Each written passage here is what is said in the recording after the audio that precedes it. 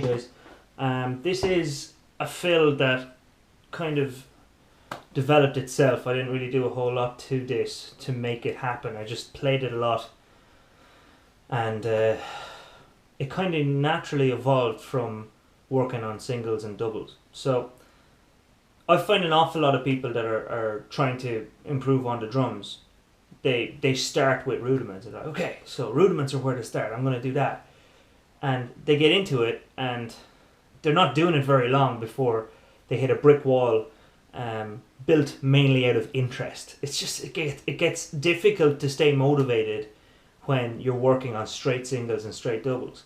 So the real challenge is to keep yourself motivated and to keep yourself interested, keep your brain engaged, because if you're just doing singles or just doing doubles, you get bored really quickly, your brain gets disinterested, and you won't be able to keep yourself doing it long enough for it to be really beneficial to you. So the way around that is to really target the exercise in a certain way that it makes it interesting for you. If you're sitting playing straight, it's not going to be interesting. So the first step, I suppose, is to mix your singles and your doubles in an exercise. So instead of just doing all singles and then all doubles, if you mix it up and you play quavers and singles and semi-quavers and doubles, so you're playing the first half of your bar singles, second half doubles. So 1 and 2 and all singles, and then 3E and 4E and all doubles. 1 and 2 and 3E and 4E and 1 and 3E and 4E and okay, so you use that as an exercise. That keeps your brain interested, because for no prolonged period are you just doing the same thing. You have to switch between singles and doubles, and the real challenge is to keep your doubles clean rather than just buzzing them. And what I mean by that, if you don't know what I mean, is that a dirty double or a buzzed double is that it's not controlled. You're just throwing the stick at the drum and hoping it bounces. 1 and 2 and clean, clean, clean, clean. Now, the thing about doubles is most things in drumming gets easier if you slow it down. So if you're trying to play a groove and it's very difficult and it's forcing you to make a mistake every single time, you slow that groove down, it gets easier. Everything in drumming, as I say, is this, this, or this. Okay? Right hand single, left hand single, or both hands together, a flam. Everything breaks down to that. So if it's too complicated and you simplify it, it becomes easier and you'll be able to manage it. It's not necessarily true for doubles. Doubles require life in the stick to bounce. If you hold the stick wrong, you kill the bounce, so the stick won't bounce. And if you just throw the stick at the drum, you're kind of removing yourself from the equation in a certain amount, and you're allowing the stick to do whatever it wants. So you get this, which isn't a clean double. The real talent with doubles is to allow the stick to bounce, so you're giving it some degree of freedom, but you're still maintaining total control. So you're a good manager of the stick. You don't just kind of remove yourself and go, there's doubles, I'm doing it, but you're not controlling it at all. And if you're over controlling, it's like, the stick won't bounce. Yeah, the stick won't bounce if you choke the back of it and your fingers are going white from holding too tight. So it's all about hold and control, not too much and not too little. And I mean, if you're sitting there going, yeah, that's all well and good, but I can't do it. Nobody can at the start.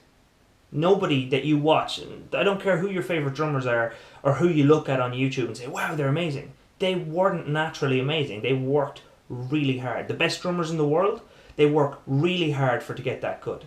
And in reality, their real skill is being good at knowing how they learn. They've figured that out. They've got the recipe for learning for them down to a T. But everyone's different. Everyone learns slightly differently. So I guess if you want to become a really great drummer, figure out how you learn, and you'll pick up the information quicker.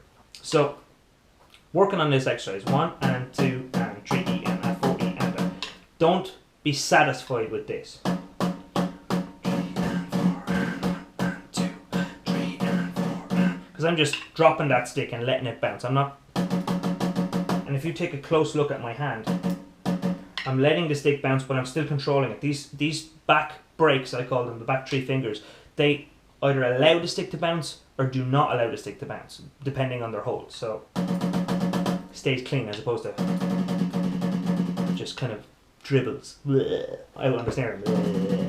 Okay, so you want to keep that control. I'm sorry, it's very graphic. 1 and 2 and 3 and a 4 and a. As an exercise itself, that will get boring after a time. So what I like to do is, as soon as I'm able to manage it and I'm able to keep it in time with a click or a metronome, I'll stick it into a groove. So I'll do 1 bar of basic rock beat or whatever kind of rock beat you enjoy playing, and it doesn't tax you, or you don't have to really pay attention to it. You're just comfortable playing it. 1 bar of that, 1 bar of fill, just on the snare, keeping it simple. 1, 2, 3, 4, 1, 2, 3, 4, 1, 2, 3, 4, 1, 2, 3, 4, 2, 3, 4.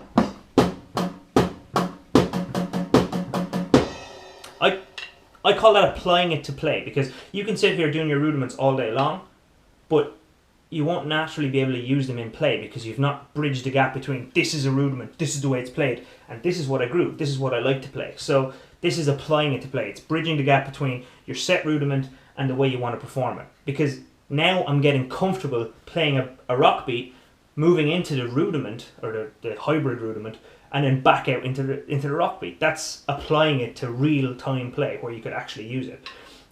So another way of playing this is to mix it up more. You do singles, doubles, singles, doubles. So it's 1 and 2 E and 3 and 4 E and 1 and 2 E and 3 and 4 E and 1, 2, 3, 4. Now the more you practice this, the more comfortable you're going to get with that. And I played this so much that I got really happy with using it just as a fill.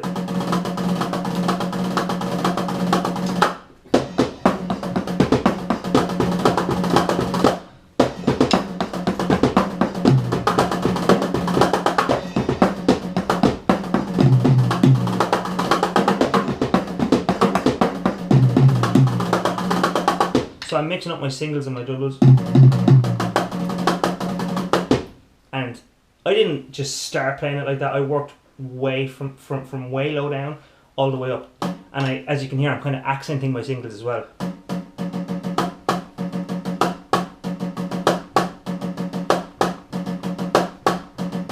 But just the very 2 first rudiments you'll ever learn, the singles and doubles, they can be taken so far in your drumming, and people don't even realize it. They barely learn how to play them, and then they drop them and they move on to the next thing. But singles and doubles, they're the core of drumming in general, so take them as far as you can. Keep them in your practice. Get really confident and clean with your doubles, because clean doubles make for clean play. Okay, I'm going to leave this lesson at that because it's getting a little bit drawn out. What I played at the start in the intro of this, that's all singles and doubles. It's been orchestrated in such a way that it sounds blistering, but in reality it's just singles and doubles. You can slow that down to a pace where it's a single or a double, and that's it. Okay, thanks for watching, guys. If you liked the video, tell me by clicking the little thumbs up button. If you didn't like the video, tell me what I did wrong or what I can improve on, because I'm always trying to improve. Subscribe, and I'll see you in the next video.